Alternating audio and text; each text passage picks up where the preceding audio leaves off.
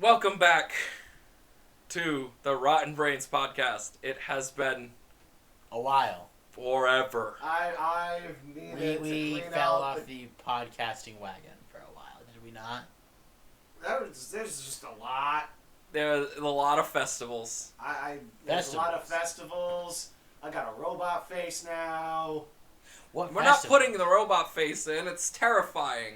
We can wait until we do the Terminator thing. It's still not up yet. Been taking a lot of editing stuff.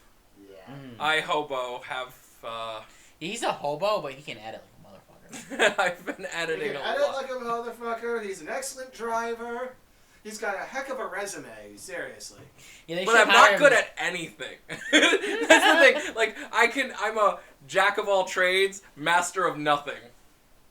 I'm like a bard in D&D. I can do everything. You know what you're like, a master of? Extremely detailed comic book knowledge. not extremely detailed. I can't give you issue numbers. Yeah, but like you know characters that fucking no one has heard of. Yes. You're like, oh, I linked you. I see something about like a dinosaur. And you're like, oh, there was Dinosaur Boy or fucking Yeah. whatever dinosaur motherfucker you. I remember there is one that's like that. Yeah, I sent it to him. It's a kid who can transform his okay. limbs into raptor stuff. Yeah, yeah. Because my idea was like that he. It's really moved cool, his yeah. things, yeah. And then you mentioned one time, you're like, what if dwarfs ate minerals? And I sent you the Gorons from Legend of Zelda, and I'm just like, Oh, they fuck yeah. exist. You like your knowledge of nerdy shits on my parade all the time. I don't mean to. I know, just... but it just does. Yeah, sorry It's about just that. no. It's Oh, well, so now that we're here, now that we can talk, we have talked about... we'll bring it up first because it is the long-awaited thing. It's still in the works because we have a lot of stuff, and Cricket is a lot of animating to finish up, and that's Animatum. The reason it has been put on the back burner is it is a big project. I know Quite. we want to do this, but it is quite. big project. We need a special device to actually do the recording on. You know what else is big? Elephants. Why is that funny? I don't know. It's just like you expected me to say something sexual. It's like elephants. It's like You know what's it's big? like a subverted expectation. You know what's big? Them giraffe necks. That works too. Oh, but anyway, so Animatum has been put on the back burner for now, and it's not because we don't want to do it. It's because Cricket over here really does want to put his heart and soul into some of his animation, and really, really wants to work on this.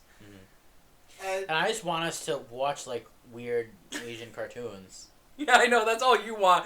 But for him... I just want to be like, I want to make you watch fucking whatever I want to watch that week, and just make you guys come along.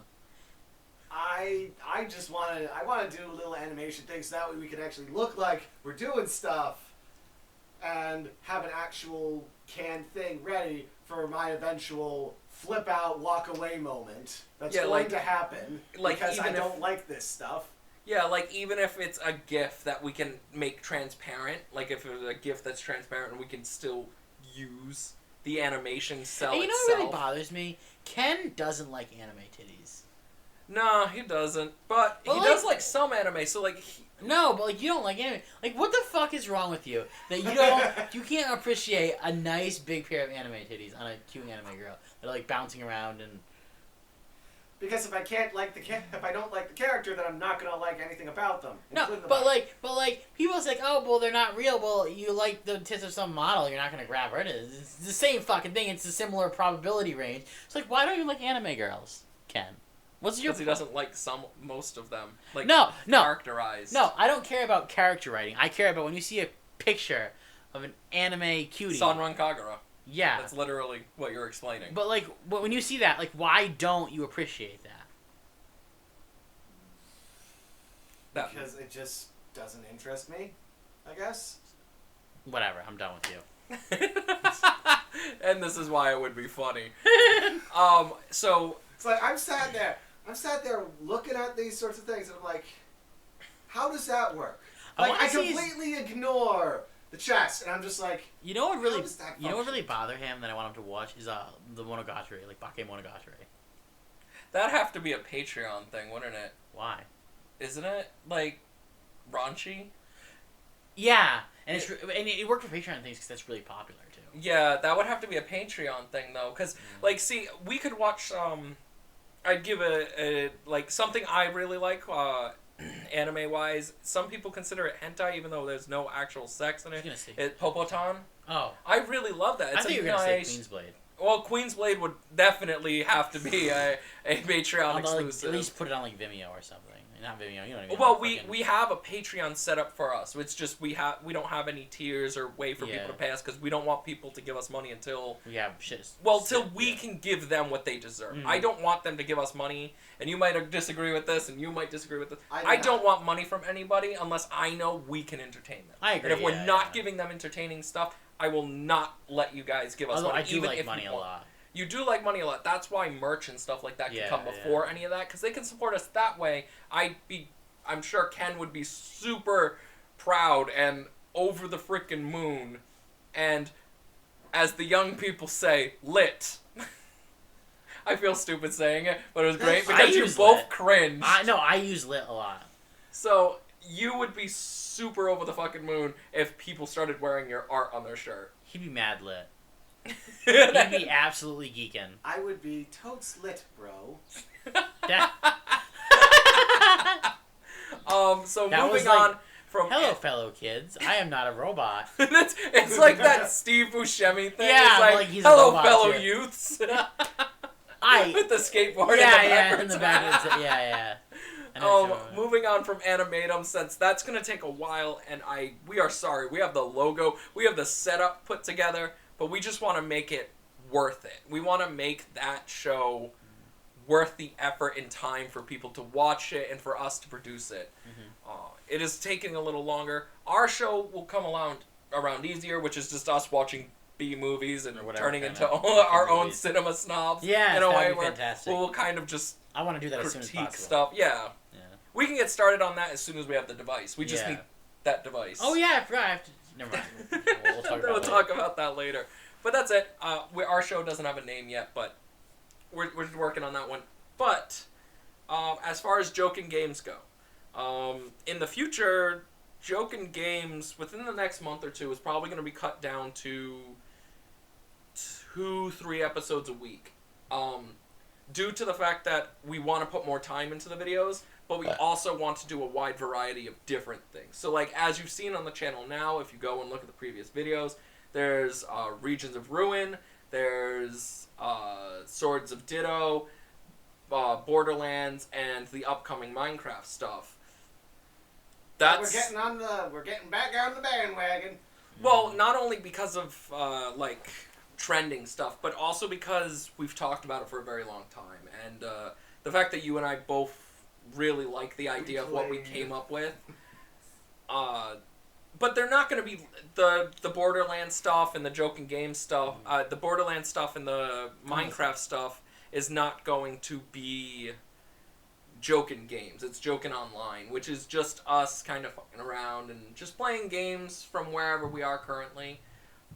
Even if we don't complete them, it's just stuff we're playing and to waste time. Joke and Games is going to be our designated series. So, like, we complete the indie games. And it's still going to be indie games, and we're still going to do that, right? Yep. Does that mean we should finish, like, a couple of the ones we've already done? Or? Oh, we're still finishing Regions of Ruins and sort of Ditto. It's just the other stuff of, is... like, Ollie and Bali and that. Like those No. Those are like one-offs. Those are, I always view those as like, hey, go get this, like, because I don't want to complete those. Remember we talked about that, like, where we don't want to complete those small games because we felt like after we did Sexy Brutale, where we were like, oh, we kind of ruined a lot of the story for people, and now we wouldn't want to play it. I guess really, like, a smart person would be like, they play through a bit of it and then they'd watch a bit of it and be like, okay, this is interesting, I'm going to go play it before I finish watching how they did it. Yeah, but the mass populace probably won't do that. Yeah, they'll just play here's the thing, thing. What are you... Are you a fucking Roman emperor? You just called them the mass populace? The mass populace, yes. The mass populace, the plebs, the mob. We have to deign to the taste of the mob. Back when we were on Xbox 360, anybody who joined us from, like, outside of our friend group, we always referred to them as the unwashed masses. The unwashed mashes. What the fuck? We would always refer to them as Why? that until they joined our friend group, and then we'd, like, consider them friends. But for the longest time, we would just be like, who is the unwashed one in this server? Who is this peasant? Who is XX Sephiroth 420 Lit Boy XX? Get out, you unwashed swine! Thou art a peasant and a knave.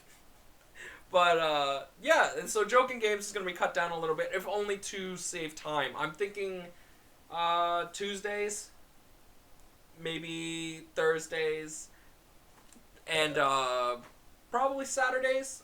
We're not going to do Sundays anymore because, it gives us time. Day. Well, It's the Lord's it's Day. the Lord's Keep Day. the Sabbath, you unwashed heathens. Actually, we just do it because, it gives us time to actually edit for the week. It literally has nothing to do with it, other than the No, fact that don't we edit. bought- You have to keep the Lord's holy Sabbath. Is the Lord gonna pay me? Because I'm pretty The sure. Lord will pay you in grace, son. I'm pretty sure He will the pay Lord, your eternal soul. I'm pretty sure the Lord you're referring to isn't the landlord.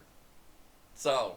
He will smite the landlord for his impiety, and you will have the kingdom of heaven as your property.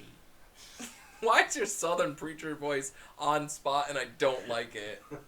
Like, It's I the have Lord. a sudden urge I'm to going burn. to go to the Lord, and I will say that I want a Big Mac in that drive-thru. And I say, can I get a Big Mac? And they're going to say, yes, you can get a Big Mac. And I'm going to say, hallelujah, it's a miracle. Now, I want him in the future to animate that as Kaz going through a drive-thru as a southern preacher. And I said, can I still get a breakfast? And they said, yes. And I said, hallelujah, I'm going to get me a sausage sandwich. I'm just imagining a slowly growing white hat just forming on his head as he continues to speak. And it's just like... Alright, so that was way off topic. Yeah. So, let's get started with what we promised the people last time. The book club. We all finally got to finish it, right? Yep. Alright, so in order, we'll go from Kaz. What were your thoughts on it? I thought it was a pretty interesting book. I liked Wait, the... we should probably tell them what it is. Oh, yeah. We it- now a long time ago. Yeah, it was way long ago. The book for the AV Club was, in fact, Lock In, John Lock Scalzi. In by John Scalzi, yes. It'll be up on screen again. It was a really good book. It was a nice different take on the sort of like... Well, let We're Braden gonna- go first, and then Okay. we'll go down the line. Well, Okay, so this is what happened. yeah. Right before we were originally going to do the podcast a few weeks ago, I read a summary of it on Wikipedia. And that's what I was going to go by, but I don't remember that summary anymore. So I don't really know what to say, because I was kind of bullshit and act like I read it, but I actually didn't read it. You scumbag. Yeah, I never read it. And what's funny is I've read like 6 books since then, but I just haven't read that one. You You're read terrible at a book club, you realize that? Yeah. literally every other book but the one for the Yeah, club. actually, I'm reading this really good book right now called Wraiths of the Broken Land. And it's a Western. It's like a horror We'll talk about that in a minute. Do you want to go move the mouse because Yeah. the computer always goes into sleep mode? It's okay. You just have to move it slightly. There we go. Okay. So for you, Cricket, we'll talk about the book club. What did you think of Lock In? It was a very interesting take on the sort of near future sci-fi sort of situation, with the whole premise of let's see. Yeah, I'm just gonna say what the premise was. Yeah, no, the you premise can of full spoilers, yeah. by the way, because this is a book club Yeah. where we're discussing the book. Like, skip ahead a bit if you don't want to hear You're this spoiling and you the book haven't for read me. the book. Yeah, we're spoiling the book for it because it's the only goddamn book you had to read. Yeah, but I read a lot of other books. You want to hear about Not now. them? After we get the important book done. Go ahead. It was a nice look at the near future. The whole premise was that there was this virus sort of thing that ended up spreading a such a disease, fucking cock right which now. ended up causing... I'm sorry. Cause Maybe the more cock. of a cock. Yes. Go on. That caused the cockhead. Cause the cock. Anyways. I'm gonna put that book up there. What up, dickhead? Dick neck. Okay, sorry. Go on. It caused severe physical paralysis of everybody involved, and then people ended up developing a way for people to interact with the outside world, or at least the internet, using mind-machine interfaces. Yeah, what did they call the? Oh my God, I forgot what they called the online area that they all networked through. Probably like the hub or what they call it, all those fucking books. No, it's not the hub. It's not the Oasis. Maybe Sanctuary. I don't remember. I remember that them was- saying it the was like Cyberland. they were like making fun of it because the main character was making fun of the name at one point. Yeah. Or he's just like, I know it's a lame name to you people, but like to us, it's home. Yeah. It's where we lived most of our childhoods, living there, and Before getting the. no, after getting it. No, I mean like before getting their. Oh, real before getting world their sleeves. Robot not body things the called the threeps. threeps. Which I like how vague they describe their descriptions of these things were. Yeah, so like when I'm reading, like when I was reading it, or rather I was listening to it because we both listened to it. Audiobook because. Audiobook, yeah. which Audible sponsor us Audible. Oh my god. Sponsor. I will gladly take that. Any which way. We both listened to it on audiobook, and we when you're listening to it and you're trying to imagine what it looks like, every time I think about it, I'm like, they never mention eyes. They mention they never mention noses and stuff like Yeah. that. So it's like, is it a mannequin head? I honestly, what I'm imagining is like. It's literally a C-3PO head. Well, that's why they call it Honestly, I threeps. think one of them is. Yeah, there was one of them that they talked about, right? That was like it was like a gold-plated, like Yeah. one of those Is that the one that Oscar like looking Yeah, thing. Oscar. he had to It was a lawyer. Isn't it the Academy Award? Oh, you were right. Yeah. It is the lawyer. It's the lawyer. The lawyer's of the, a gold-plated Oscar statue robot. Yeah. I'm But pretty sure no, I thought- he said all of the original robot bodies were modeled after the Oscar thing, but because of copyright reasons, they had to mold it differently, right? Yeah. But honestly, a lot of them I ended up imagining like kind of seriously, kind of like I'm Chappie. ruining this. I love it. So it's like obviously mechanical, but you know has still 2 arms, 2 legs, 2 You know, eyes. I never see that. I'm always imagining. Have you ever seen the Doctor Who episode with the mannequins, like the moving? The mannequin with the clockwork head. No. I mean, like the first episode of really the hate new Doctor series. So you know. We're not talking about liking it or hating I just it. wanted to bring that in there, that I want to be on record as a Doctor Who hater. So have you ever seen that where the mannequins are like moving? They're just alive. I have not seen enough of Doctor Who, so no, I've not seen that. I know what you're talking about, actually. I've Yeah, seen the I Cybermen. feel.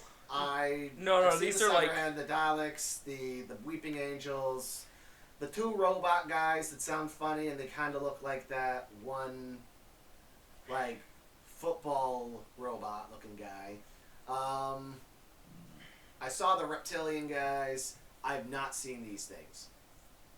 You're showing me this on the phone, and yeah, no, I've not seen. That's kind of what I keep picturing. Look at them. That's what I'm picturing the threeps as. That, honestly, I could see why people would be terrified of them if that in the universe if that was the case. But that's what I'm thinking. I'll throw a Like, picture that of looks them like- up on screen. They look really clean and neat, so that's probably what some of the. But that's what I was saying. I Is was that thinking that's like why they, really junky ones is what I'm imagining. For But like, but the cheapos. one of the main characters isn't main junky. character's He's got got like a one. high end one. Yeah, he's got like this polished like blue and white thing or something. I forget exactly what his looked Yeah. like because he kept having to swap between them. He has a Because swap another between thing. three Yeah. of them, right? 3 or 4. Like he ends up having to rent random ones because Yeah. he needs to go to different areas, and it's a lot He easier. didn't even to... mention he was an FBI agent, and it was his first day on the job. Oh yeah, by the way, this is a detective story. It was really good though. It's like that's like, oh hey, this is a cool sci-fi universe. Also, it's a detective story. He kept drawing me in. I liked his roommates. Yeah. When we finally got to meet them and stuff like that, that was really cool. I liked that part of the book. I literally, while reading and listening to this book, I kept feeling like this would make a fucking awesome movie, or at least a small series. I would love to see a Netflix series like this. Yeah.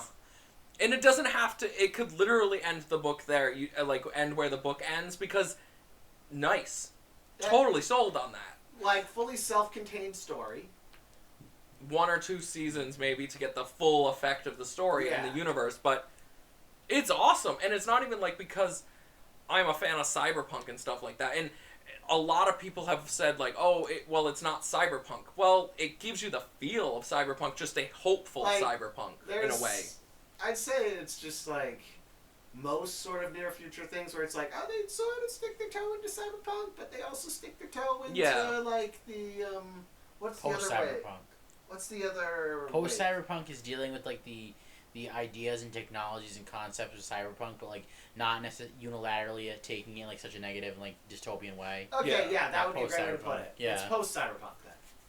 Yeah, and it was like, really... There's positive things to it. I love how they ended up... You can full spoil everything. I'm trying to think of how to describe it without sounding weird. Go ahead. Fuck it. I like how they ended up pulling in, near the end, the Navajo. Yeah. How after all of these shenanigans, how these guys end up sort of being placed in a very good position. Yep. Like, we've had to deal with multiple people in our lives and our friends and family getting brain bugged and mind controlled into being suicide bombers, essentially. Hey, guess what? Now we're the sole protectors of the digital brain space. So yeah. How do the Navajos get that job? Well, if you read the damn book, read the book, and then you get to know why that's awesome. I read a book that kind of was a bit similar to this a few years back. It was called Corpus Chrome. No, you don't get to talk until we finish. So now you get to talk about it. I already read this book once before the podcast, but it was a long time ago, and I didn't remember everything from it. But going back and rereading it, God, it's even better than I remembered, because it hits all the notes that I like technology viewed not through the eyes of like the normal American thing where it's like, technology evil, everything's going to be a Terminator at the end. But it's also viewed as like, there's goods and negatives about this. And the good part is that these people with this disease and these people that can't do anything are now functioning members of society regardless of their disability, regardless of how much has been taken from them. And then on top of that, you have this entire world, like the entire time I'm listening to them talk about locations, like her bar. Yeah. I'm like, I want to go there. I want to see these people. Like, I get so distracted by thinking about the universe that I get distracted from what's going on in the story. But that's a good thing for me. It means that I really want more. And he has a second book, and it's about sports. It's about the sports game that's in there. Basically, blood sports, but with the threats. Threats, yeah. But I could probably get invested in that if the storytelling and the universe is exactly the same. Yeah. Because it's so good. I just want to feel more in that universe, because there's a whole chapter of him looking for a house, an apartment. Yeah. That's still interesting to me, learning because about how everything's going on. Like, the first apartment she shows him are economical apartments that are basically closets. But, it's for their robot body, so the robot body doesn't need a chair. It just needs a charger. Yeah, it just needs a charger and a nice, clean, sterile room, quote-unquote. And, they have places for the people to keep their bodies if they need to move them. So, they can have an extra room for a nurse to live there. So, there's actually a person living in them. So, what? That makes me think of, how in Futurama, how Bender's apartment... But that's what I keep thinking. It's like the Threep lives in the closet, and then behind it is, a full house.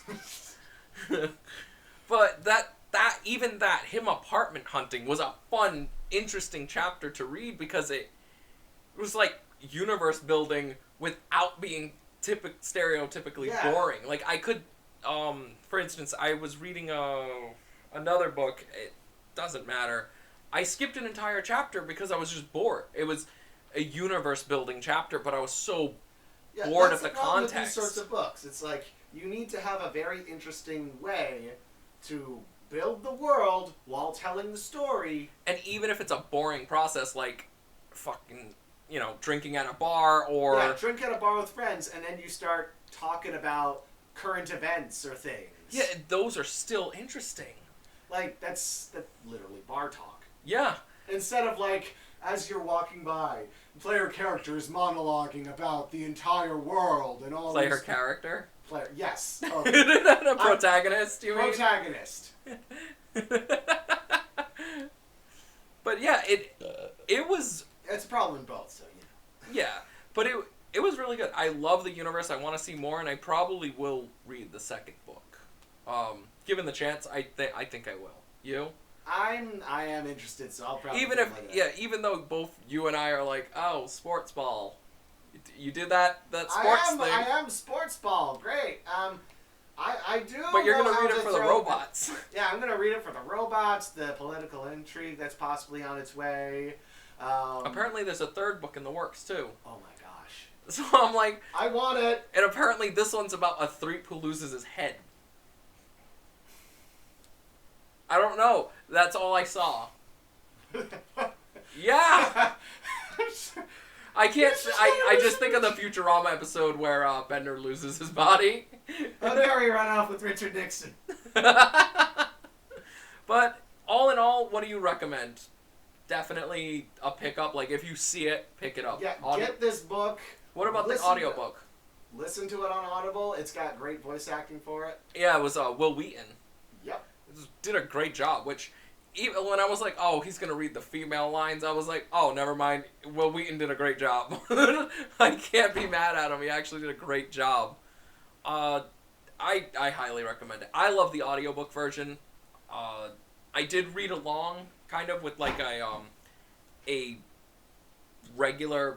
I didn't have a paperback, but I had a digital copy that I was reading along with. So, I do that sometimes. If there's banging in the background, it's literally... people opening and closing doors. Yeah, the ship's not doing too well. All right, now... There's a reason that we were gone for a bit. Now, Brayden, you can tell us about a book that you read. Oh, it was called Corpus Chromium, I think was the title. It was by S. Craig Zahler. I really like him. But it was like... I only remember vaguely it, but it was like they could resurrect people in this world, like technology. Like when someone died, they could put their brain kind of like in a thing, like on ice almost, and then when they could give them like these metal bodies that would come back and they could come back to life. And I remember there's the whole thing with like it became like a courtroom drama because this company for whatever insidious purpose wanted to bring back this rapist and serial killer who had been killed before. Okay. And it was like this courtroom drama about this whole like fight of this. All right. It was cool. Interesting. And part of the whole premise was like they couldn't convict him again because that's double jeopardy because he had been executed. It reminds me of Altered Carbon. Okay. Where like they can resurrect people through the discs in their necks. Like that. That's something like that. It's good. Yeah, it's good. Okay, moving on from the book club because we're not gonna recommend a new book until next time. Do you wanna? Yeah. All you have to do is tap it. Yeah. Moving on to the AV Club. Did you watch Endgame, you shit nut? Yeah, I watched Endgame. Okay, thank God. Alright, spoiler alert. We're gonna spoil Endgame, regardless. It's coming back it's coming back next Friday. They're adding more scenes to it. There's 6 minutes. I guess they got mad that it didn't, did it actually cap out over Titanic? It capped out over Titanic, but not Avatar. Which is another Disney-owned property now. Okay, so yeah, they're trying to copy. That's what it was. They're trying to outdo Avatar. They're still trying to outdo James Cameron for some reason. And what's funny about Avatar is, I think it's fascinating. It was such a successful movie, but it left no impression on society. Yep. Like every other movie that was as successful for its time, it had a big pop culture influence. Avatar, everyone just saw it and forgot it. That's because it didn't have any sort of overarching message other than industrialization bad, leave the natives alone, nature good. We watched it on the big screen with his father the weekend it came out. And I gotta tell you, the only thing I remember from that is, like, the general's an idiot, and the wheelchair guy got some blue pussy. That's it. I don't give a fuck about the rest of the film. I was just like, wasn't the material literally named unobtainium? Yes, I remember. Was it? It Yeah. was named unobtainium. No. It was incredibly rare. And I bet it's obtainable. Yeah, now it's obtainable because they had to blow open The tree. like the Wookiee tree house. Yeah. I actually remember that was called the Smurfy World cats Tree. had. Or the Home Tree. Was it the Home Tree or the World Tree? I don't know. Who the hell cares? It was probably the Home Tree I think it was because the World Home Tree Tree. sounds way too on the nose. Too fucking Nordic. Oh my god. Cat Honestly, fuckers. I would be more interested in seeing what a So sequel bored. would be because after doing He's something making like 4 more. I know, but I don't what think I want all to say, 4 will be made. yeah, He already wrote the scripts. And he already has directors that he wants to do them. I doubt he will like be able to successfully finance them. finance them. Like, Are you kidding me? This guy literally pulls money out of thin air. He's he has a genie. He has a genie somewhere. He's James Cameron, yeah. But like, is the studio's gonna fund this shit after like the second one's probably gonna flop?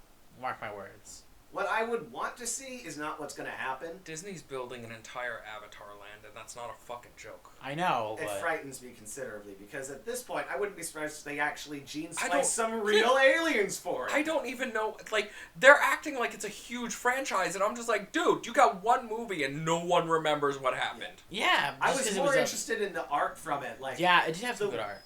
Like alien structures and things, like the clothing and garments made from the local materials. Like that was actually more interesting cool, than the story itself, which was literally Space Pocahontas. I played the DS game. That's my input to this conversation. There was a DS game and an Xbox 360 game and a PS3 game and a PC game. I didn't know there were Avatar games. There's a bunch of them.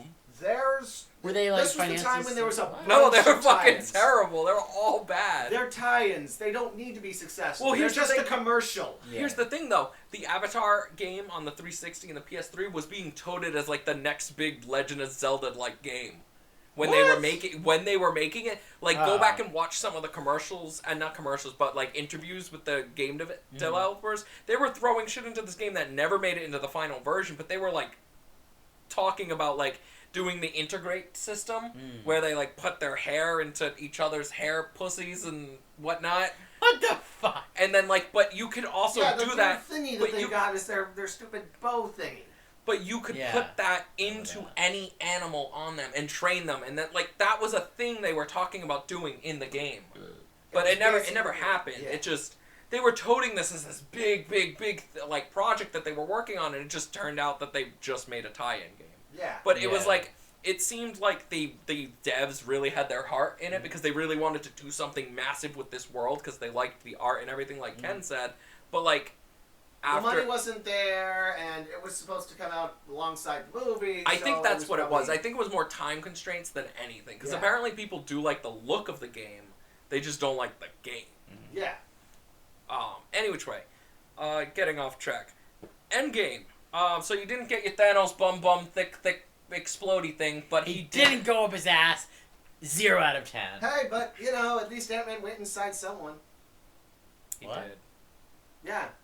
Did. What? I don't remember this part. I don't remember the whole movie. Okay. He I already gave a spoiler thing, so.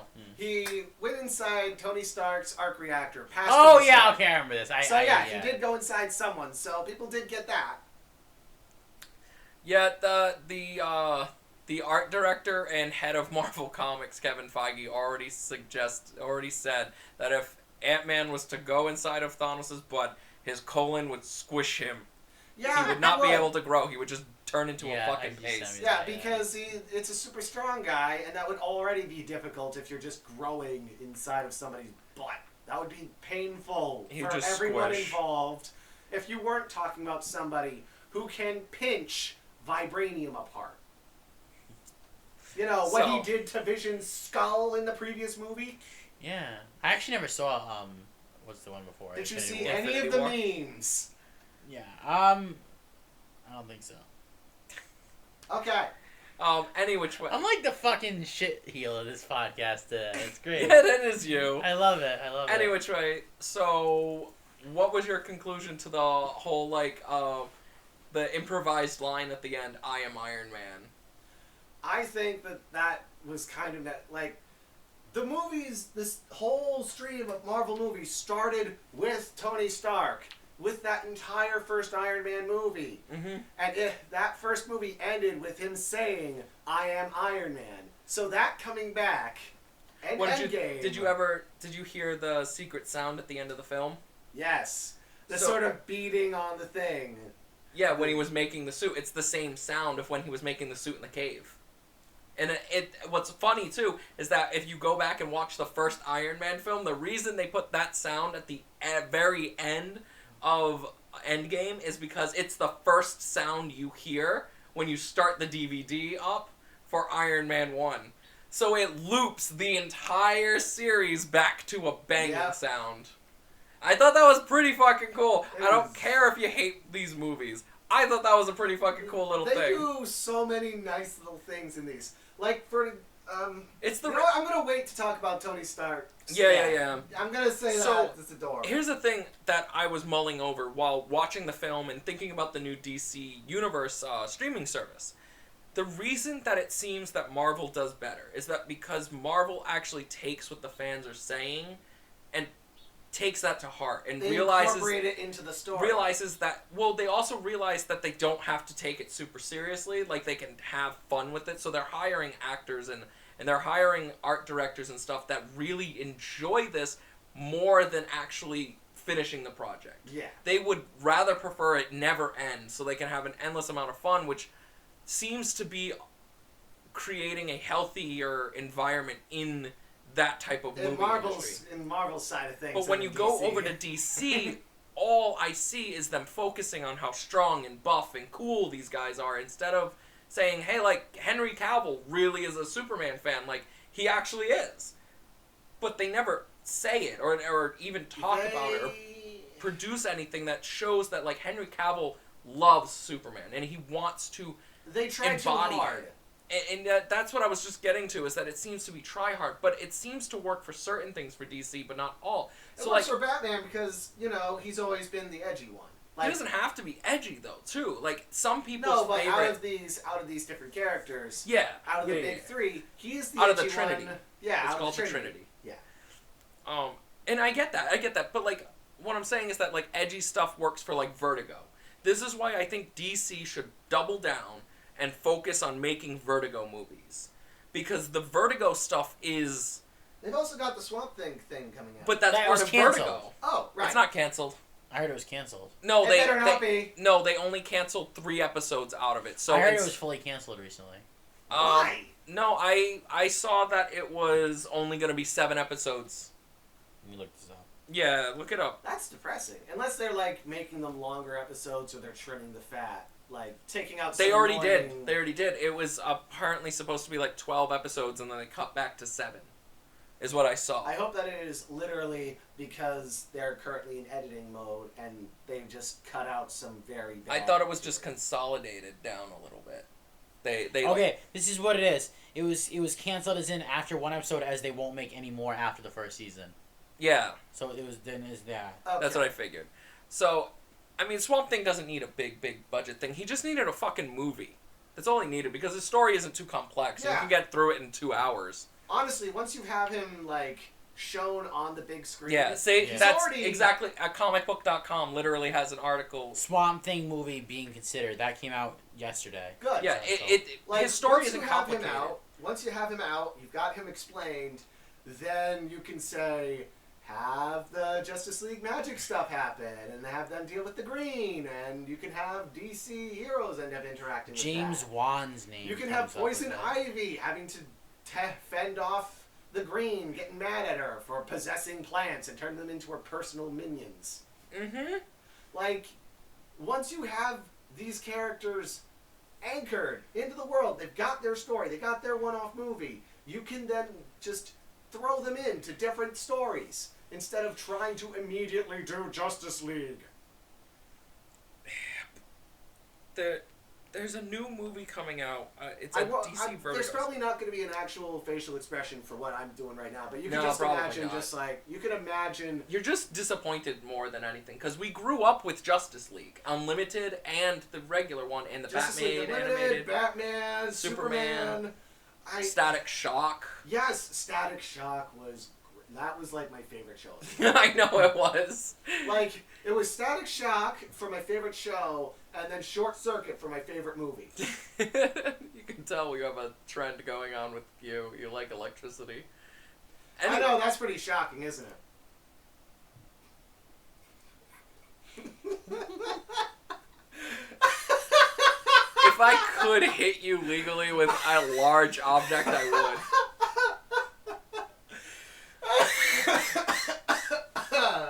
But, going back, I thought Endgame was a great way to end the 10 years. I think there's definitely some plot holes that people have poked holes in, and it definitely deserves it. I am angry about not getting one scene, which the Russo brothers apparently recorded, but they never used it, which is Hulk and Bruce Banner becoming Professor Hulk, which is something we wanted to see, something we that might needed. That might be added into this new... They said it's only 6 minutes of extra footage. Like, did they say that it's going to be at the end? We're not 100% sure, because they're not... It's coming out Friday. You know it'll be up online. Oh, definitely. I'm...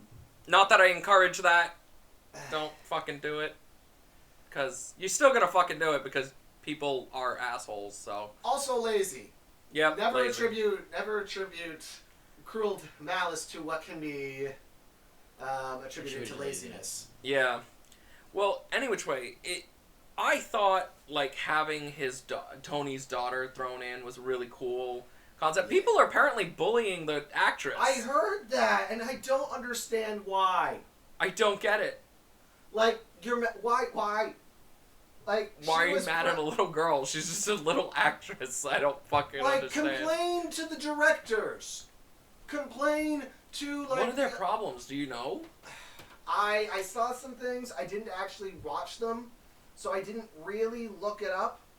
But like, I guess my main thought would be that maybe it's because she's not interracial looking, because that's what these people tend to be mad about. And watch me suddenly have some giant angry blue-haired space whale giving us trouble. Okay? Anyways, I don't understand what they could be angry about. Well, here's the thing. So Kevin Feige and Robert Downey Jr. Have both come in and said that they would love for Riri Williams to join the MCU. The new Ironheart in the Marvel comic books. I've seen bits about that. Like, I like her new design. With, like, yeah, the magenta black and the magenta black and gold instead of literally being a girl in Iron Man cosplay. So, yeah. She, like, but that's how she originally started. She was a 15-year-old prodigy, and she got inspired by Iron Man, locked herself in her dorm, and her dorm mate was trying to get in, and she locked the door, so they went and got the head, the dean of the college, and we're like, hey, Riri locked us out of the room, and she's doing weird stuff, and apparently she built an Iron Man outfit, a functioning working one, flying and everything, in her dorm room. Because from pictures of just Iron Man. That's how smart this girl is. And then she flew her costume, her outfit, all the way to Tony himself, and he was like, I'm impressed. Like, this is awesome. You know they're gonna kick you out of college, right? She's just like, I know, and whatnot. And then she becomes Ironheart, which at first didn't work because, like you said, everyone just looked at her as female Iron Man. Because, for a long time she was, like, going by the Iron Maiden. She was going by Iron Maiden. The Iron Maiden. Oh. They had, like, different names for her until her friend was like, why not Ironheart? And Robert Downey Jr. apparently got into the comic books for Riri Williams' Ironheart, and he's like, I would love for a character like this to take the place of Tony, like, and start the Champions, which are the younger Avengers team. So like Hulkling, Wiccan, Nova, the younger Nova. Oh my God, who else is in that group? I think Spider-Man, maybe Miles Probably. Morales, Honestly. and Mrs. Marvel, the stretchy. Oh yeah, Miss Elastic, right? Yeah. She's awesome, Miss Marvel. I like the new Miss Marvel. She's awesome, and what's really cool is that she is one of the first. I don't want to say she is the first, but I think she's one of the first, like, Middle Eastern female superheroes. I thought that there was some lady who had like. That's why I said crafting magic. That's why I said I don't something. think she's the first, but I believe she's at least one of the most recent ones. Do you want to tap the mouse again? Oh yeah. Sorry. Yeah, we need to fix this whole setup. No, I have it set in sleep mode so I can save energy. Like, you know, you don't want like the a shit. stick or something so I can poke the mouse. Like an old person with But a little... anyway, attractive so line. going on, what did you want to talk about Tony before we end the AV Club? And All right.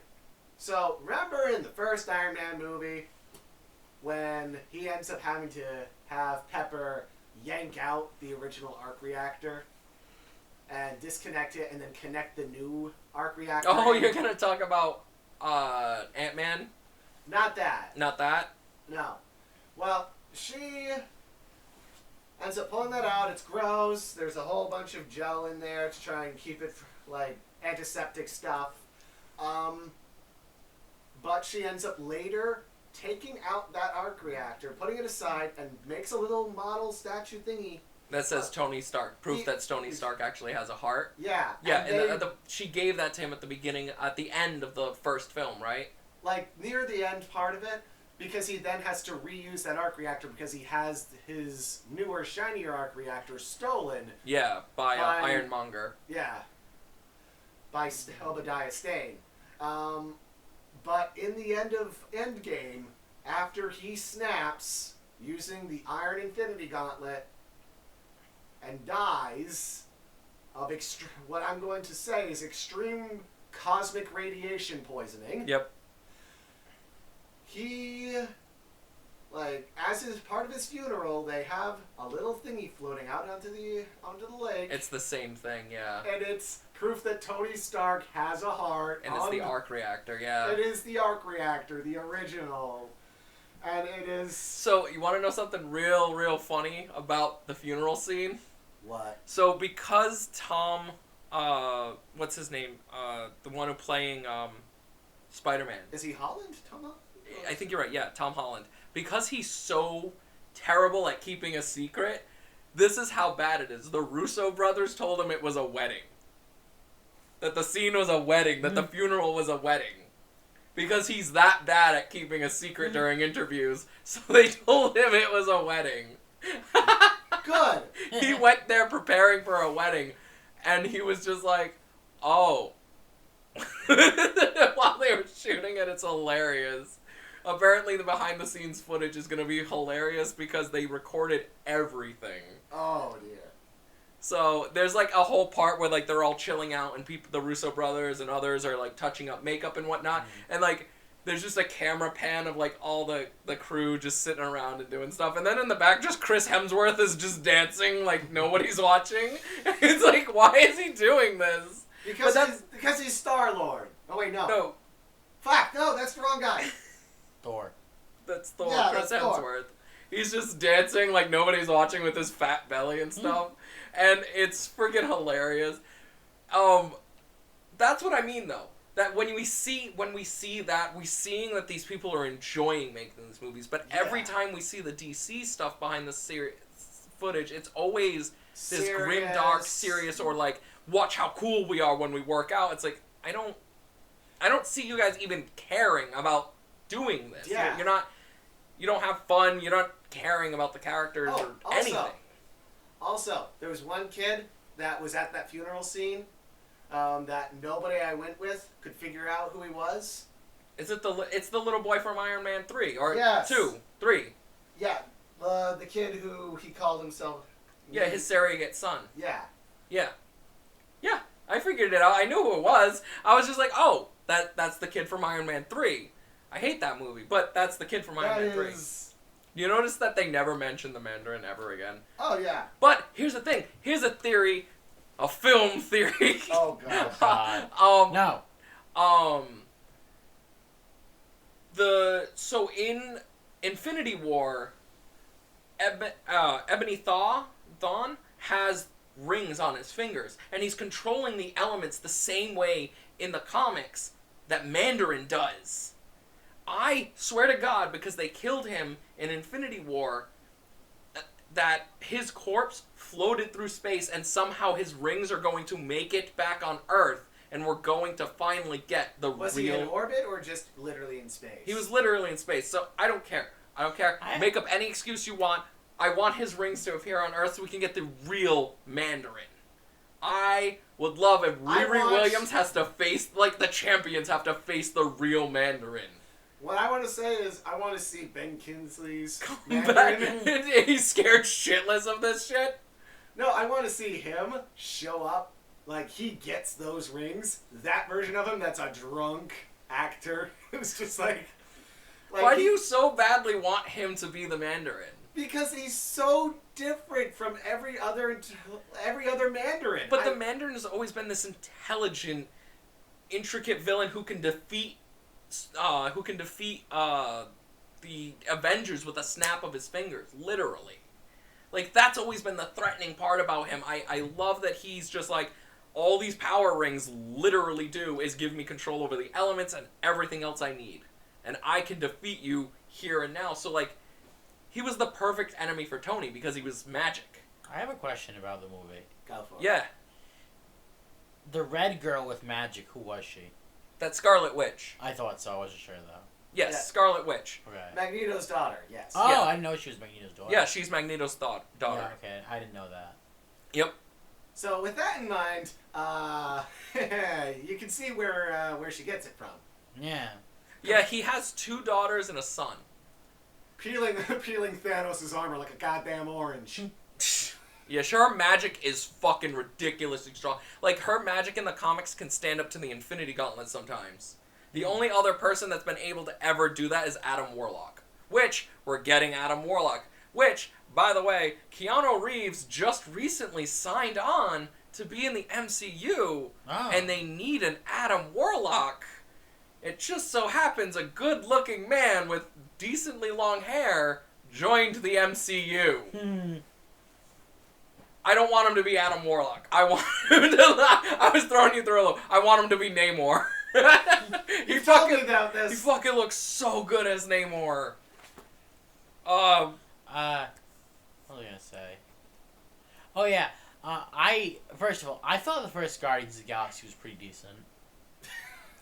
I saw this. It got you to read the comics. Yeah, and then I went to the second one, and I ended up walking out of the theater because I was so bored. My little brother got bored of that. It was just boring. He just got bored of it. Yeah, I can see it because they used a lot of the same stuff, and Ego was not very interesting. Even though he's a great villain, he just wasn't interesting. And like, I'm just gonna say it. I know you're gonna be salty. You know your script isn't strong when Jeff Bridges is playing your character and he's not interesting. Because Jeff Bridges is fucking great. It did not work. Ego was not Ego. And I think a lot of that has to do with the fact that they couldn't figure out how to put Ego in the film.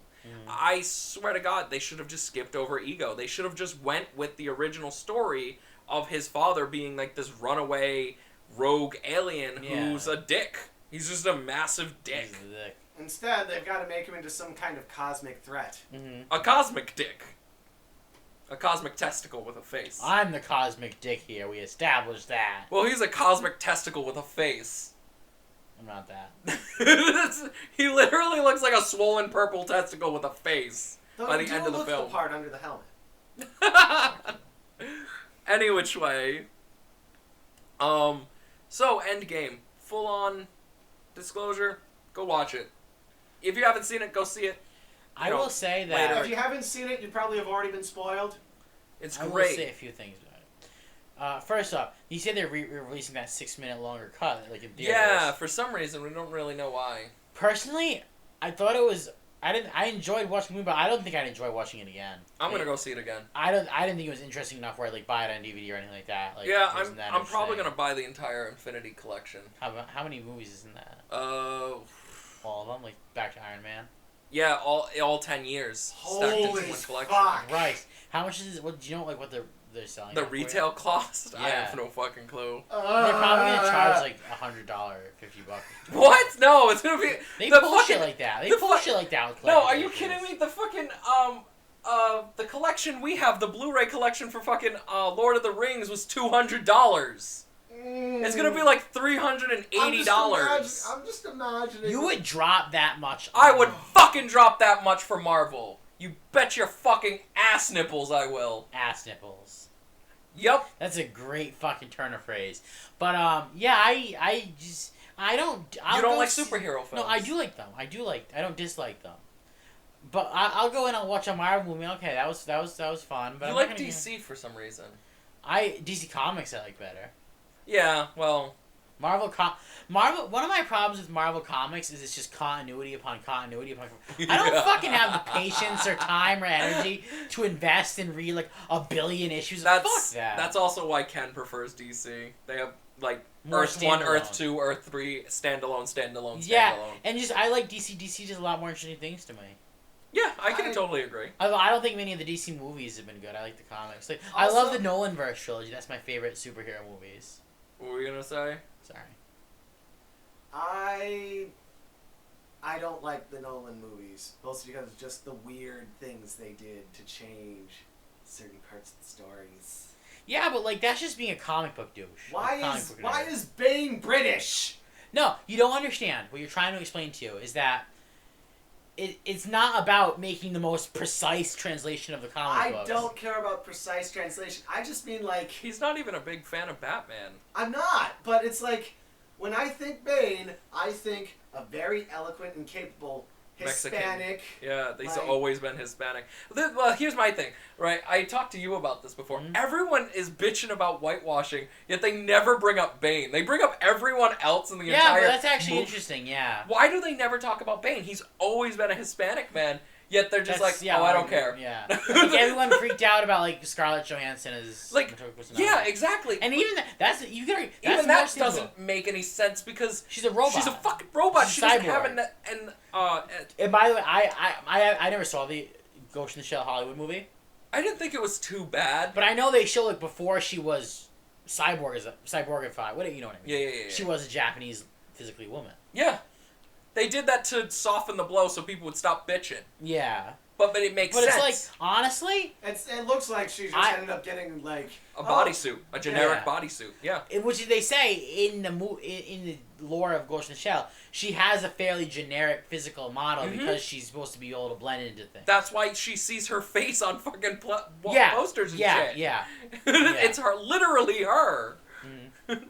It's just a body. It's Yeah. not a actual skin. Yeah, the actual like what makes her body unique is that she's super powerful, like under Yep. that Under yeah. the hood. Yeah, Literally. Yeah. But yeah, like, and I honestly said when people were freaking out and crying and screaming when Scarlett Johansson got cast, and I said, I haven't seen the movie, I can't judge it. You know what I mean? Regardless, you're But, not like, gonna like it. That's anyway. a fucking great casting choice. I'm Scarlett gonna Johansson? fucking say Yeah. that. She is a very good choice to play with Hokuzu. And I've had people yell at me for saying that. No, she's a great choice because Okay. She's a great action star. You know Yeah. what? You know what I would have Yeah. to say to all these sorts of non-controversies? Mm-hmm.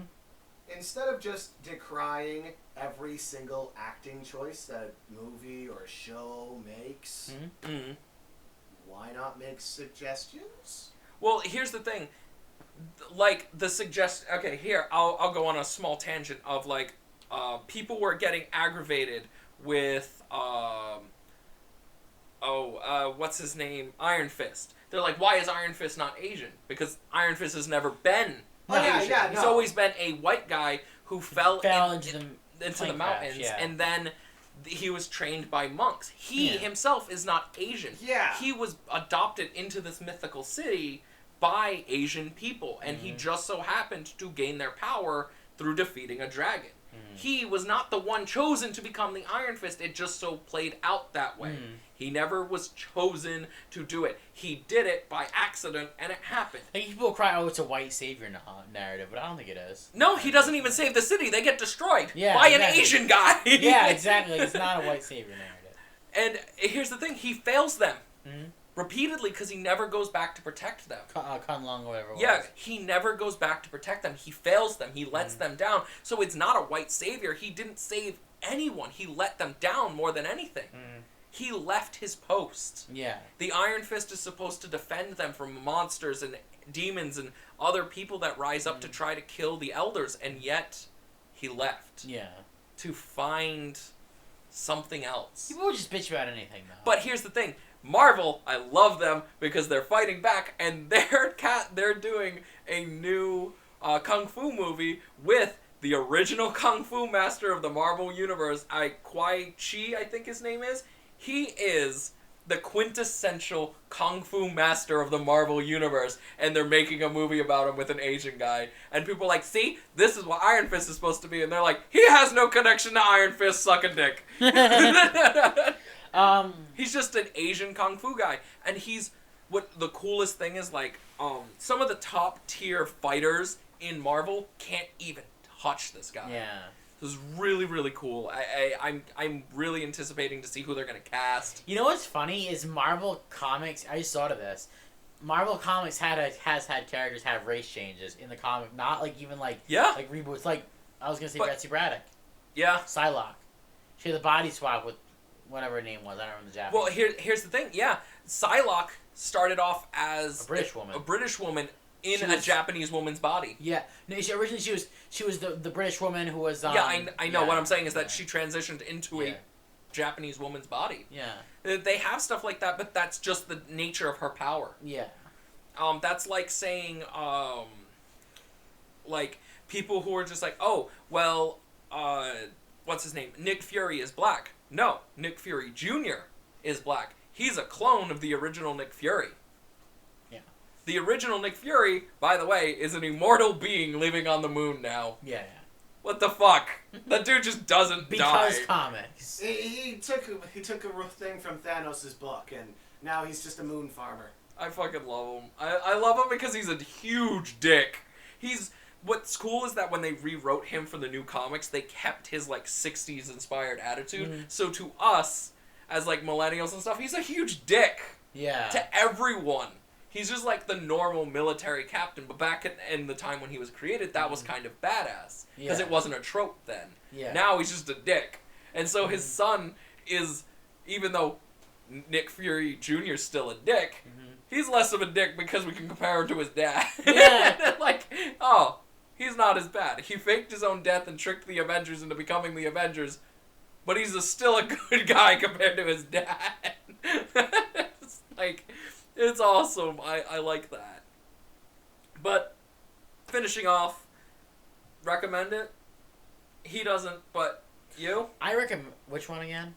Endgame. You recommend watching it at least once? Watch it once if you're into it, that sort of thing, yeah. I'd say if you've watched any of the Marvel movies... Just finish it. Just finish Endgame, because otherwise... That's kind of what my thought process was going into this. You'll end up finding out how Endgame goes anyways, if you're on the internet. It's like, you'll see a bunch of memes come in on your feed, and it's like, oh, okay, so Vision's head gets cracked open, okay, so, there's a reason that Spider-Man's crying whenever he sees Tony Stark, right?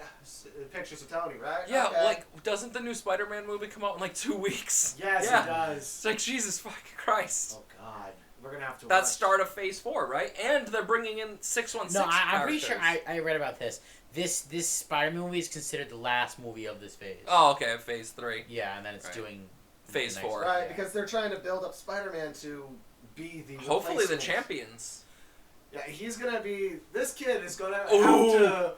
He's gonna have to try and assemble the champions. Okay, before we move on to video games, I have to say this. Can I say that I want to see the new Avengers be the champions? But on top of that, I also want the West Coast Avengers led by Clint Barton, Hawkeye. because that's how it is in the comics. He leads the West Coast Avengers, like He- from California. He I tries want to- that. He ends up trying to Instate the Avengers project, but out there, so we can get some new characters and not see New York City for fucking once. God damn, I'm so sick of New York City and Georgia.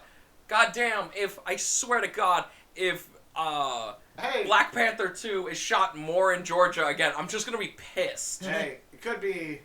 We could get some Norway, Oh, More Thor, Norway? New Asgard. More Norway? Yes, I want More more I want more Norway. You want New Asgard, that's what you want. Yes. So what you're saying is that you want... Oh, before we really move on, I had to mention this. I totally skipped it. When I saw it with my fiance, she fucking loved it. What did you guys think of the all-females Avenger team-up moment? Like, Oh, what like did you she's think not about alone. Like that whole scene, yeah. like Remember that. all of the girls Yeah. all of the girls from the MCU? I thought that was was a nice fucking moment. awesome. I was more overjoyed by the fact that Pepper got her suit finally. She decided to put it on. What is the name of Rescue hers? suit? Rescue. Yes, you're right. Rescue.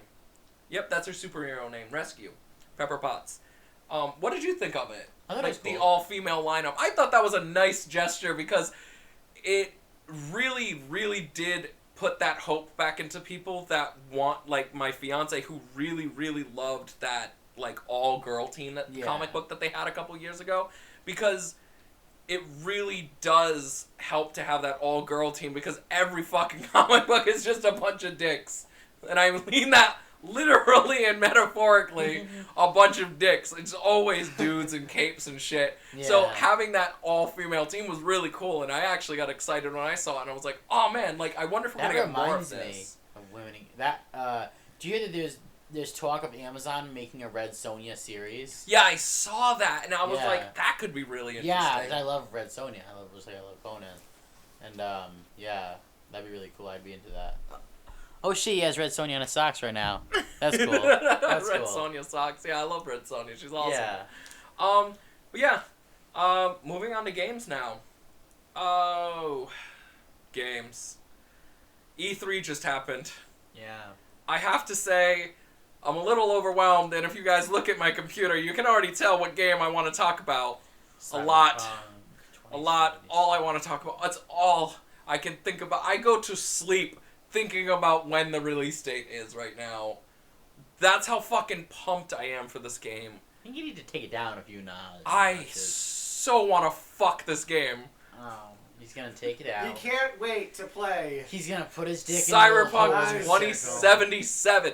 But beyond Cyberpunk 2077, since we're talking about games and not just technically video games, we talked about board games on this as well.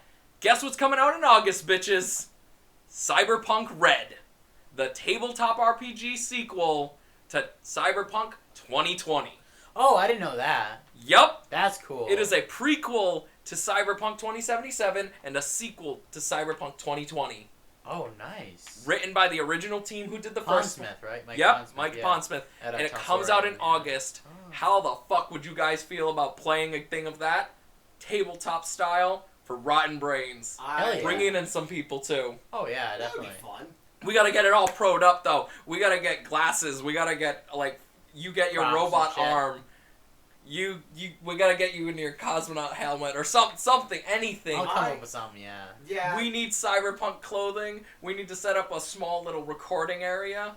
Let's do this shit. Yeah. How you guys pumped for that? Like, Yeah. creating And then our characters. We should do all kinds of tabletop stuff like that. That'd be fun. That's what I was going to talk about next. That we already have Victorium down there. It's a short game. Mm. I already read up how to play it online. I saw the creator of the game play it. Looks really cool. You build a pyramid and stuff, and like once your pyramid is done, you kind of either win the game with all your resources. Yeah. It's a resource management game, but also a RTS-like game. Oh, that's cool. So your strategy is to topple your opponent's pyramid and their pyramid of power. So like you're building a king system based on a pyramid. Literally a pyramid scheme. That's cool, yeah. But you're managing resources and people.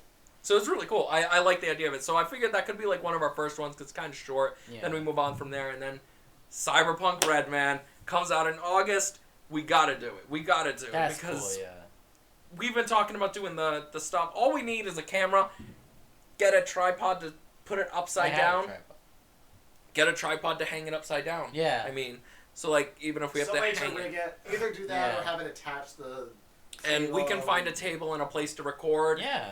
Man, I'm so pumped for that. I'm Yeah. gonna get that. The reason I want to play Cyberpunk 2077, to be honest with you, is every time I go in, and you've seen me do this, I go and I play, Day X or something. Deus Ex, Mankind Divided, I believe? Yes. Is it Divided, or is it... Divided, I think. Are you sure? No, it might be Mankind Divided. I know- Human Revolution is the sequel, yeah, you're right. Yeah. Or is Human Revolution the first one? Either which way, the first one, the first remake version that came out, I will fucking sit there, and you've seen it when I was at your house when that summer that game came out, and just fucking explore the open world like it's nothing. That is just my favorite thing to do. I didn't complete any quests that summer. Legit, I explored every nook, cranny, secret, and opening that this game had to offer me, and since they're offering that in Cyberpunk in a bigger, more opened world, I am going to spend fucking months doing absolutely nothing in this game but looking at shit. Yeah. And that sounds like the most boring thing to see, but when I tell you I look at everything, I mean, you can ask Ken, I ended up finding Easter eggs I had no idea fucking existed until we looked them up online and thought, like, oh, we found a bug. No, it was a fucking Easter egg. Like, that's how in-depth I got. We got into a secret part in the sewer by finding a whole bunch of chips and selling it for, like, a hacking tool. Like, obviously we beat the game. Most unsatisfying fucking ending of any goddamn Cyberpunk game ever, I have to say. I hate the ending to that game. Oh my god. You know what it makes me think of? The first Fallout game where you can talk the master to death. But you can do that Yeah, basically. you can talk him to death, and that's actually very interesting. But if you just had, like, you played Deus Ex, that game, with all the shooty bang bang hacky stealthiness, and then you go to just a square box where you have the text, and you're talking to the dude. Like, I was so upset at the ending, but anyways, getting off topic of that, like, that's what I'm most excited for in Cyberpunk. Now, it sounds, like I said, it sounds like the most boring thing. You're probably over here thinking, like, hey, if I play Cyberpunk, I'm just gonna go shoot random shit. No, I'm just gonna, like, play the story and shit. Really? That's it? No, I want to do all kinds of stuff. But Oh, okay. I want to play the story and everything. Well, so you want to complete the story. What do you want to do if you get your hands on Cyberpunk? I am probably going to be looking at every bit of lore I can while trying to upgrade and So stuff. I'm going to be like the explorer guy. You're the one who's like, I'm going to finish this as fast as possible and then do everything else. Yeah, I don't know what I'll do. I don't know. I want to get the praying mantis arms. Those are cool. Well, I mean, I Those think look like they might be like... I think you get those for a stealth mission, and then I don't know. They said that you can upgrade yourself any way you want as long as you have the money and the your body can take it in the game. So like you can't have absolutely every single upgrade for cybernetics, but you can get 99.9% of them. I imagine that it's like without your body overheating and shit. Either overheating or literally some things can't take up people the same can hack slot you. as others. So the more technology in your body, people can actually just hack you from a distance and Definitely. short circuit your body and shit too. That's cool. So that's as far as I what saw we've that. seen. Yeah. So Well, honestly, you would expect that. And Yeah. I'm pretty sure that for some reason in the distant future, people don't have perfect security. did you see some of the cool net running stuff? Like they putting themselves in ice baths. Yeah. Like a liquid cooling system. That's fucking awesome. But I want to mod myself a lot. I want to mod myself. Yeah. As much as I can. I want to do one. I want to do one playthrough where I take as minimal as mods. Yeah, I think you can. I think you. They said the only mods you have to get are like 2 of them, which is your eyes, which are essential to completing the game. The obviously. UI. No, it's not the UI. It's literally like an implant you have to get to complete a mission, like the opening mission. Okay. And then the chip on your neck, I think, is the only other ones. And then they said you don't have to get any other upgrades throughout the game. Oh, that's cool. So I want to do like a neutral playthrough where I go and get some mods, but not all of them. Then one where I fully deck my character out. Then one where I do nothing. So, like, I have to go through the game as almost human. Yeah. And see, like, because they said there's going to be multiple endings, and they said there's going to be multiple choices for you to make depending on the cybernetics you have or don't have. So I'm wondering, like, as the human playthrough would probably be hard mode. Yeah. And But they might give you certain advantages. Yeah, that's what I'm thinking. Like, the first thing that comes to mind is it would be very hard to hack somebody who's just got a chip and an eyeball. yeah, and that's what I'm thinking. Like, oh, you can like distort my vision slightly, but because they're my only cybernetics, it's working very poorly. I can still strangle you to death or something. You know, I'm hoping that like that works out. Like that could be. I wonder if there'll be like a human purist faction. There is in the tabletop game. Yeah, so Oh yeah, one of them. that's like it's based. This is just like slightly more future version of the cyberpunk setting. So those things are there. Like the animals are a faction that are in there. The Voodoo Boys too. Yep. Except in the game, what Mike Pondsmith? Yes. Pondsmith? Yeah. Pondsmith, he mentioned that he likes what they did in Cyberpunk 2077 to the Voodoo Boys, because in the original they were a statement about cultural appropriation, because everyone in the Voodoo Boys was white.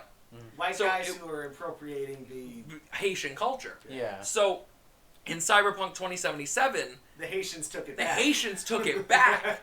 That's fucking awesome, and they're actual voodoo priests and stuff like that. And what's really cool is Mike Pondsmith said he talked to people from the Caribbean and from Haiti who saw it and said, I love it. Thank you. Like, we got representation now. But I've seen so many like people complaining, oh, it's racist or racist. These are not the people that, but here's the thing. Play the game. Here's the thing. How many of those arguments actually have legs to stand on, since I showed you the leader of the animals is a woman called the Sasquatch. Yeah. And they're just like, oh, it's sexist and racist. Well, the fucking leader of the animals, the one that you're saying is racist, is a woman. Yeah. What are you saying now? Like, a lot of their arguments don't hold water when you actually give context. Yeah. Because once they take away context... those arguments aren't made for context, though. They're made for, like, the first few seconds... Like of an a argument. snap argument thing. It's like, this is racist, tippy-tappy, wham. But then when you pull up the context... Like, I love that Mike Pondsmith reacted to all of the racist stuff, and he's like, you know what? I am sick and tired of people telling me what, as a black man, I should be offended by. Yeah. He's like, I am sick and tired of being told that. He's like, because I'm not offended by any of this. I think they're doing a great job. The transgender ad that people didn't like, Mike Pondsmith said, yeah, I don't like the ad. He's like, I don't think the ad's great, but it's an ad. That's the whole point. Yeah. It's subjective to the people buying the product. We're also talking about a pretty bad city with some pretty questionable shit all here's the around. thing. The head artist actually had an input on this. He said, and I quote, companies use sex to sell items. In the future, body modifications such as penises, breasts, that's just normal. Yeah. It's just normal now. There's no ifs, ands, or buts, quite literally, about that situation that they would sexualize a woman or a transgender person to sell a drink because no one in the actual world sees that as offensive because it's something they see every day. And because it's a quote-unquote sexy person... That's just a company exploiting more quote-unquote sexy people like they do today to sell you products. Ever see a Hardee's Jr. commercial? Yeah. Like, exactly. I love that he said that. Because it really does put you into the universe of like, this universe, Cyberpunk, is literally run by corporations. Why would they not use the same tactics they use today? Yeah. That makes it more realistic and more approachable. I don't know. People like to just get upset about things. In my opinion, I have found nothing to really be upset about. Transgender people are up in arms in, like, cheering fashion about Cyberpunk because, like, you can make your character a male with a female's voice. You can choose all of the hairstyles for each sex. You can choose any of the eye colors, like, body modification. Yeah. When in an RPG has that always been available? You know what I mean? Yeah. So, regardless of what your views are, you don't have to play that role. You don't have to play a transgender person. You don't have to play a male. You don't have to play a female. You can do what you want. Isn't that the point of an RPG? Yeah. To play the character you want. I mean, I mean, if I want to play a balloon-headed lizard man in Oblivion, then that's fine by me. That is literally every character in Oblivion. Every character, yeah. Every character's a balloon head.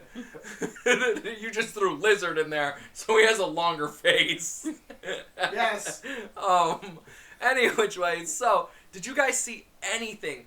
Not you, Ken, because I know we're going to talk about the Nintendo stuff in a minute, because I know that's what's got you excited for the channel and whatnot.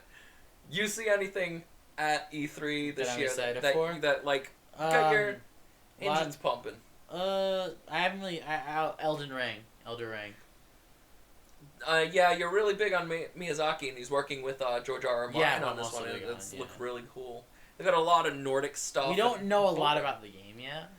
Vividia, whatever his name Vati Video. is. Vati Vidya. He Yeah. did a breakdown of it, and he's I think he's on point to I'll have to look into address it. it. I'll watch it. He believes like part of it is like humanity falling apart and crumbling beneath the creation of its own mythos and stuff like that. Like that's a very Miyazaki thing to talk about. Yeah. Like ideologies and stuff. That's George R. R. Martin too, so it works. Yeah, both see, ways. that's what I mean. Yeah, like yeah. that could be a very interesting story. Yeah. And you know what the I know that story- George R. R. Martin isn't actually writing the story. No, He put created input, mythos, Yeah, like he the put lore. input onto the lore. That's what I was gonna say. Yeah. Um, Because they said, as he far even as said, know. I read an interview with Miyazaki, and he said that he didn't want, because the storytelling methods of, the Yeah, but him and his group are not like George R. R. Martin's. Yeah. Yeah, so he wanted to do that, and he didn't. He wanted George R. R. Martin to put his input without having to conform to his style. That kind of Yeah. thing. Yeah. I like that. I like Yeah, that a yeah. lot, and I'm very excited for that too. I think that's gonna be. And I'm I sure think it'll that's have gonna be great interesting. gameplay like all those other games, like Yeah. Dark Souls and Bloodborne and what have you. Sure, it'll be Anything fun. else you saw that piqued your interest? We're not talking about Nintendo yet, right? No, not Nintendo yet, because I know Ken wants to That's talk about about it a special then, yeah. game that comes out Then in just October. that one.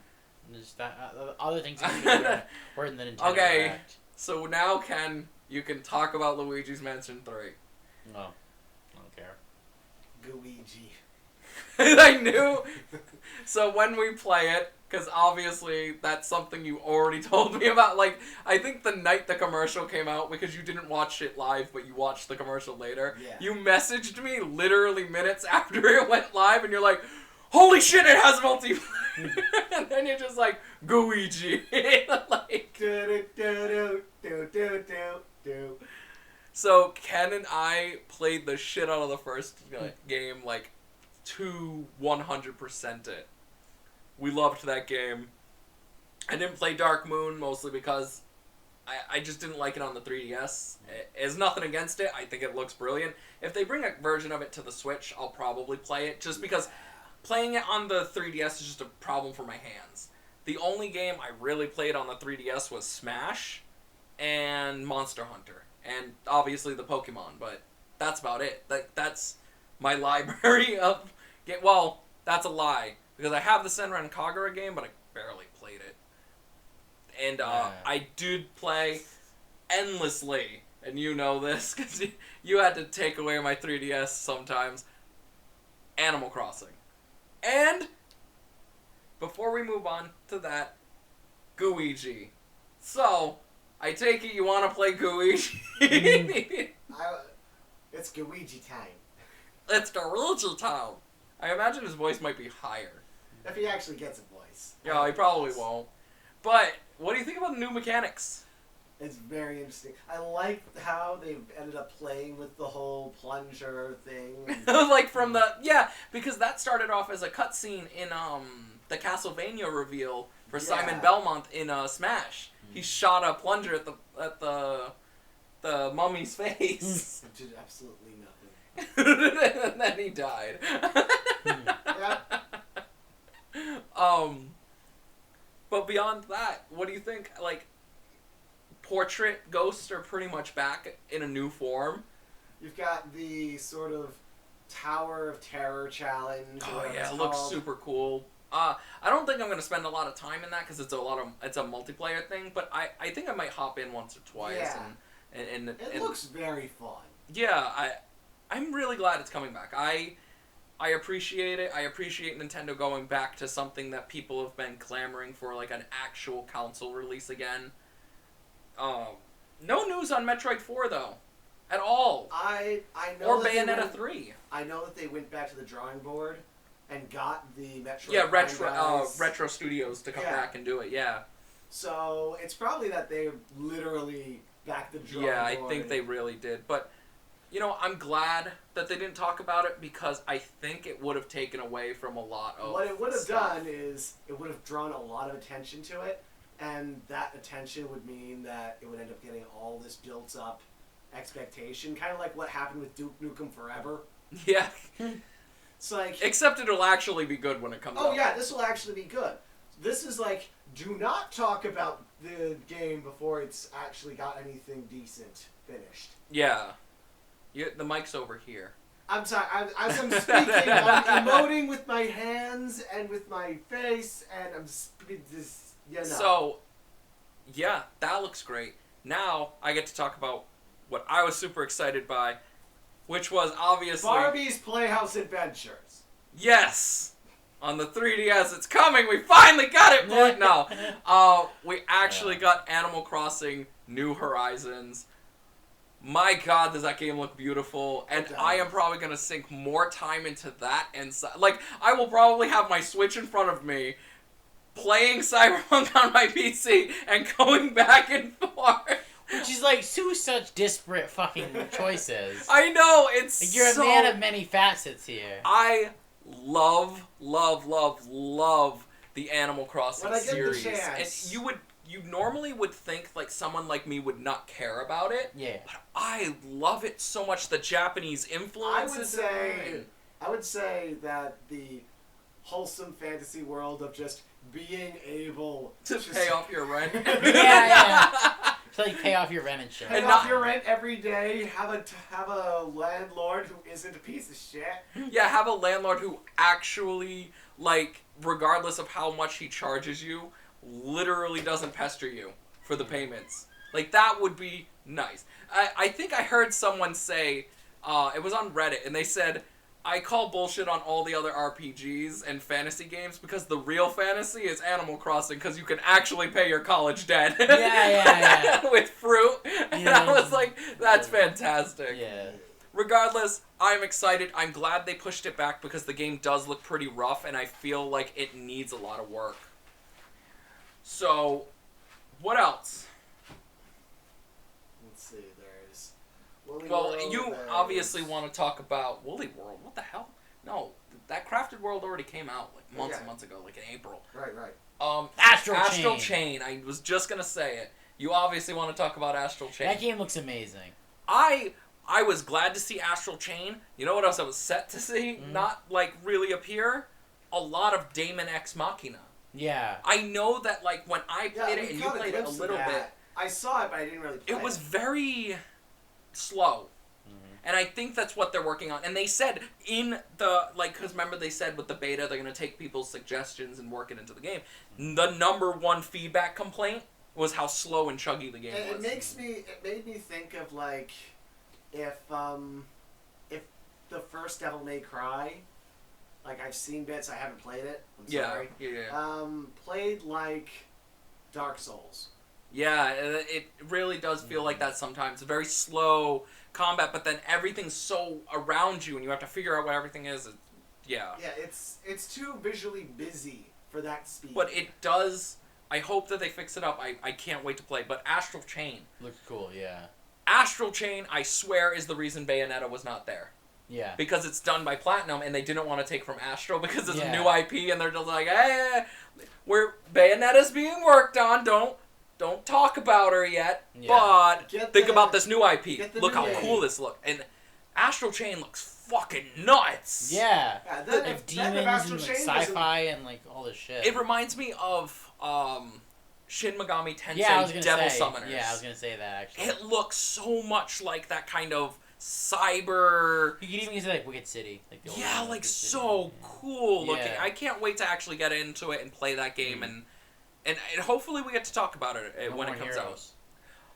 No More Heroes motherfucking 3. I Yeah. swear to God, they should have revealed Bayonetta 3 and No More Heroes 3 together, and people would have lost their fucking mind. Imagine if Travis lands, and then they show No More Heroes 3, like, in progress, and then behind her she pushes him, and she's sit down, darling, or something, whatever Bayonetta would do. She just shows up, pushes her glasses up, and they're like, oh, and by the way, they're both Switch exclusives. Like, the crowd would have gone fucking nuts for that, even though it wasn't a live thing. It was there. I love Goichi Suda, so yeah, I know about him. And oh my god, I legit think it's probably going to be one of the better action games to come out in the next few years. No More Heroes 3, because he really has to hit a home run with this, and no pun intended because of the home run mini games but he has to hit a home run with this because Suda has not been doing good for the past few years. It has not been a grasshopper year. No. It is. What have they released recently? I can't even think. Exactly my point. Yeah, they haven't released anything. That Traffic Strike Backs game, and that just didn't do anything. It was a top-down game that just people enjoyed it. It just wasn't No More Heroes 3. Yeah. And I think what he needs to do right now, get working on No More Heroes 3, keep that going. But you know what you need to res? Some of your older games. You did it with Killer 7. Yeah. That came out on Steam, like and that was fucking shit. Awesome. Yeah. That was awesome. I picked it up, fucking played it. That's awesome. Give us a proper resed version of Lollipop Chainsaw. Yes! Give love us that a game. Switch, PS4, and a PC release. Sorry, that was so loud. But you are so hyped for that. Oh, I love Lollipop Chainsaw. I would shit my pants if that was announced. Like, that would be great so great. It is one of those games that takes the absurdity of Suda and pushes it past Travis could ever do. Because I mean, literally, she's like a cheerleader who fights zombies with a chainsaw and has her boyfriend's detached head attached to her ass. I know, yeah, it's fantastic. It's fucking fantastic. Literally one of the greatest games that gets no love. And it's because people are just like, oh, but like it's sexist or something. And it's like, how is it sexist when her family is literally badass bitches? Oh yeah. Like, her sister's a fucking sniper. I know. What's her other sister? She got like two sisters. I don't remember. They got that weird pervy sensei guy to fill in the trope for like weird pervy sensei. It's just it seems like everyone working on that game. I love how they use the 80s music in the soundtrack. I love the sequence. Remember the sequence where it's like the poles and like the strip club thing? Yeah, that was really cool. And they're playing. I don't know if it was the soundtrack for everyone. You know, because I know you could like fuck with the soundtrack. And change radio. When I was doing that sequence, swinging around with the chainsaw, it was, "Hey Mickey, you're so fine, you're so fine, you blow my mind," and that song was playing, and I was spinning off the fucking... It's funny because her boyfriend's name is Nick. Yeah. No, it's Mickey, that was the name of the song. Whatever. Hey Mickey. Whatever, it doesn't matter. Yeah, but it was so funny. She's like spinning. I loved that sequence. You know who helped with the soundtrack? Jimmy Urine. Jimmy Urine from Mindless Self-Indulgence, which is one of my favorite bands of all time. And you fight him as punk rocker Zed. Yeah. It's fucking cool. And James Gunn had some weird role in that movie. Yeah, that's a weird... the game. He was like help with the writing of the story. Oh, it is weird. Just bring that back. Like, in the meantime, while we're waiting for that, bring that back as like a high-res version, sell it for $20. Oh, I would buy that. Like, be done with it. And then, like, you know, if it worst comes to worst, make it a digital-only item. So this way they don't have to spend too much money. I would still put it on Steam. Well, that's what I just said. I said PC, Xbox One, you know, modern consoles, and the Switch. You don't have to res it for the Switch, just give us the original version, even if it runs like crap, because it's not going to run any better on the Switch. No. You know, it ran on a 360, it's going to run on the Switch.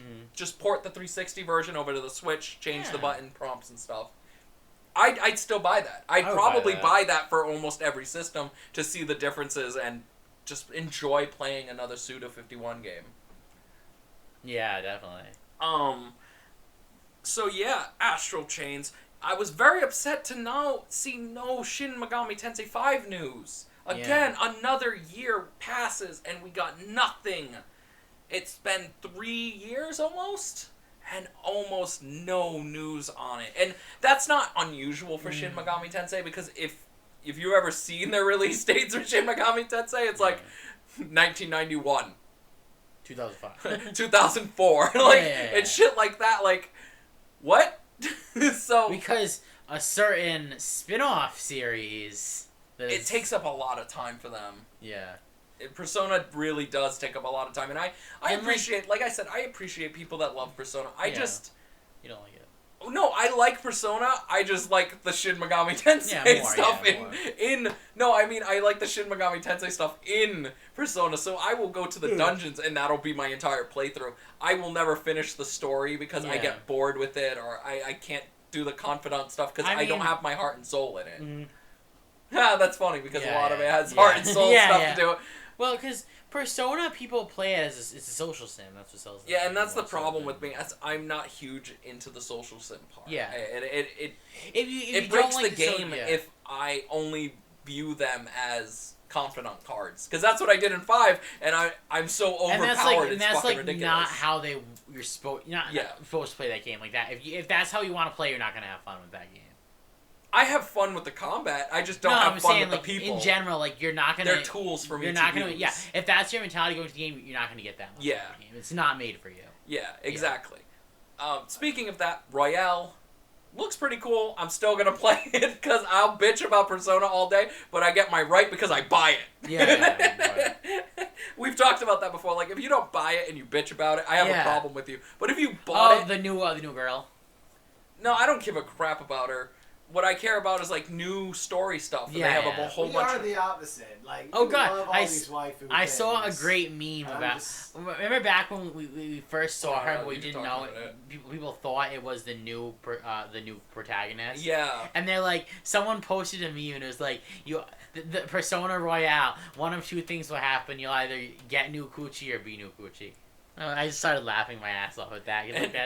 That's You got new coochie. Or you're gonna be new coochie. Nah, you got the new coochie. Yeah, that's what ended up happening, but... But I think it looks cool. I know it's going to add a lot more story elements, which hopefully, some of it actually looks really cool, and I might get into some of it. And it extends the calendar, too, they said. Oh, really? Yeah, it extends it to a couple of months. All right. So that gives people a lot more time to do more things, too. And, people like you who can hang out with their waifu and stuff for more. Yeah. But for people like me, it's going to be like, oh, more dungeon hunting time. I can actually go in. And hopefully, what I'm really hoping for is that they add in more demons. More Persona shadows, stuff. Yeah. And they call them shadows. Yeah, shadows. I'm hoping they add more of them, because there's a lot of them in the Shin Megami Tensei stuff. And I'm hoping they add more of them. Because they didn't add everything. They still got hundreds of backlogs of demons from Shin Megami Tensei they can pull from. Yeah. And I'd love to see some more come in. I think that would be cool. So, Ken, what were you saying? He's in it for the waifu games. You really... That's your focus. You gotta find all the nice, cute girls. I want to build all the cool machines. He wants to fight all the bad guys. Well, sometimes not. Well, here's my thing: you know me because I love playing shit like Yakuza. I love playing and judge me all you want. I love the warrior games. I forget what they're called in Japan. What is the type of game called in Japan again? It begins with an S or something like that. What kind of game? Describe it. The beat 'em ups where you kill 1,000 people a map. Oh yeah, I know what you're talking about. Yeah. I forget, they have a specific name for them. Like fucking Dynasty Warriors. Yeah, the warrior games. Yeah. But they have a specific name in Japan for them. I absolutely love all those games. I love. Oh, speaking of which, I love the Dragon Quest Warriors game. But speaking of Dragon Quest, I am so happy. I am fucking excited. I screamed while watching the fucking thing because I was so excited that we got a release date. We got a release date for Dragon Quest XI on the Switch. I cannot tell you how excited I am for that. You saw me freaking out when it came out on the PS4, and I was like, I'm not going to buy it. I'm not going to buy it because I'm waiting for that Switch release. Japan got a Switch release. I want to play the Switch release because I want to be able to take this on the go, because I know if I have it on my PS4, my ass is going to fuse to the couch. You ever see that Family Guy episode where Peter fuses to the fucking couch? That's what's going to happen if I buy that shit on the PlayStation 4. My ass will fuse to this couch.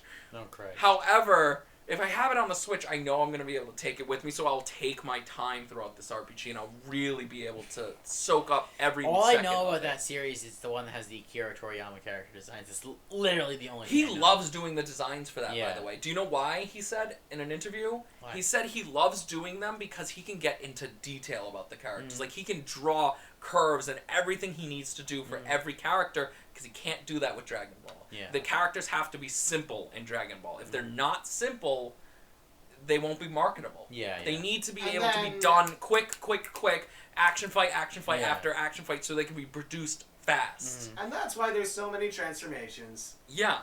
But for him, doing Dragon Quest is a time-consuming thing, and Yeah. you get to really look at the art books. Like, oh my god, I love the art for Dragon Quest. He does so great with it, and I cannot express how excited I am that Dragon Quest is coming to fucking Switch. Well, Dragon Quest 11 is coming to Switch, and the hero, meaning all of the former heroes from Dragon Quest games from 11. We've seen 11, 7, 6, I think, 3, and 1 so far as skins in Smash Brothers. Yeah. Oh. And they have, like, a cool tactical meter, too. So, like, when you're doing an attack, you can actually activate one of the spells from the game that they can use. The protagonist can usually use. Huh. So, like, wind spells, but you have to activate it in a small menu. So you're playing, like, an RPG in your own little corner while doing the fighting game, too. I think that's fucking a smart way to handle it. Yeah. Because it keeps the people like me who have loved the Dragon Quest games with our Dragon Quest builds type of deal, you know? Yeah. I adore Dragon Quest. It's always been a guilty pleasure of mine. Yeah. So, you know, I can't wait for it. I'm going to play shit out of that. Like, if you notice, there's a trend with me. Large, open RPGs are my Yeah. thing. Are my go-to. I love role-playing games where I can just do that.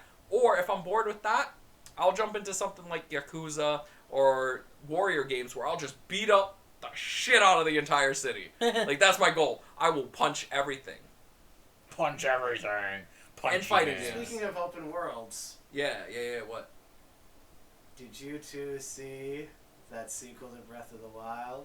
Oh yeah. Dear God, what is going on? Gandalf looks weird. I saw the thing you sent me, like you put water on him and he grows buff except for one arm because it's out of the tub. Make my villain grow. It's fucking fantastic. I really hope that he ends up being like those little sponges that you drop into a cup of water and then they end up expanding out into a half malformed sponge dinosaur. Oh God. Well, Breath of the Wild 2 looks fantastic. E3, there's a lot to talk about. I think we'll make a separate video in the future talking about all of the things, and we'll show, and we'll probably react to some of the trailers we haven't really watched in depth. And we'll probably make a video or two about that, all three of us, literally talking about them and watching them. Yes. And it won't be a rotten reactions, it'll literally just be us, you know, it'll probably be a rotten reactions, actually. Yeah, and make think it about about- reactions. Don't care. Just do it. Yeah, it'll probably be a rotten reactions, yeah. Door. So, this is the end. I have been Hobo, John. I have been Brayden, Cosmonaut. I've been Ken. Cricket. And we'll see you guys next time. Hopefully not as distant future as this podcast Yeah. is. We'll see you in another 5 years. See you guys next time. Goodbye. So long.